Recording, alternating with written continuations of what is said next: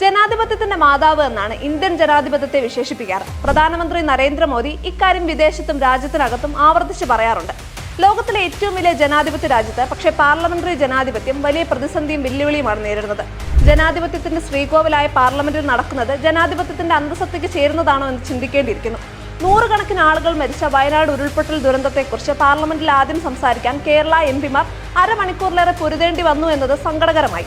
ഇന്ത്യയുടെ സ്വർണ്ണമെഡൽ പ്രതീക്ഷയായ വനിതാ ഗുസ്തി താരം വിനേഷ് ഫോഗട്ടിനെ പാരീസ് ഒളിമ്പിക്സ് അയോഗ്യയാക്കിയ വിഷയം പാർലമെന്റിൽ ഉന്നയിക്കാൻ പോലും പ്രതിപക്ഷത്തെ ചെയർമാൻ സമ്മതിച്ചില്ല. പാർലമെന്റിന്റെ അധ്യക്ഷവേദിയിലിരുന്ന് RSSനെയും BJPയും പരസ്യമായി പുകഴ്ത്തുകയും RSSകാരനാണെന്ന് വീമ്പിളക്കുകയും ചെയ്യുന്ന ധൻകറുടെ നടപടി വിമർശനത്തിന് കാരണമാവുന്നത് സ്വാഭാവികമാണ്. കറതേർന്ന RSSകാരനാണെങ്കിൽ പോലും ലോക്സഭയിൽ ഓം ബിർളയുടെ പൊതുവായുള്ള സമീപനവും ചിലപ്പോഴുള്ള നിശബ്ദതയും കുറച്ചെങ്കിലും വ്യത്യസ്തമാണ്. ഭരണപക്ഷത്തെ പോലെ പ്രതിപക്ഷത്തെയും വിശ്വാസത്തിലെടുത്ത് സഭയെ നയിക്കുന്നതിൽ അധ്യക്ഷന്മാർ പരാജയപ്പെടരുത്.